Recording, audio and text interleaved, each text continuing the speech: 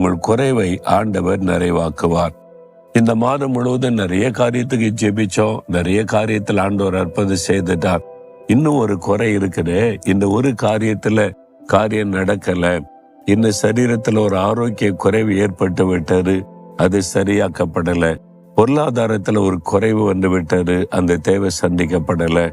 இந்த மாதிரி குடும்பத்துக்குள்ள ஒரு குறைவு வந்து விட்டது, வேலையில ஒரு குறைவு, ஊழியத்துல ஒரு குறைவு ஏற்பட்டு விட்டது, அது சரி செய்யப்படலேன்னு கலங்கி நிக்கிறீங்களா? ஆண்டவர் இன்னைக்கு வாக்கு கொடுக்கிறார், உங்களுடைய குறைவு நிறைவாக்கப்படும். என்னால் தேவன் ஐஸ்வர்யம் உள்ளவர், ஐஸ்வர்ய சம்பன்னர். அவர் உங்களுடைய குறைவை நிறைவாக்குவார். எந்த காரியத்துல இன்னும் குறைவு இருக்கிறதோ அந்த காரியத்துல இன்றைக்கு ஒரு அற்புதம் நடக்கும். விசுவாசிக்கிறீங்களா? இந்த வாக்குத்தத்தம் எனக்குரியது. ஆண்டவர் என் வாழ்க்கையில் இருக்கிற குறைவை நிறைவாக்குவார்னு விசுவாசித்தா கட்டாயம் ஒரு அற்புதம்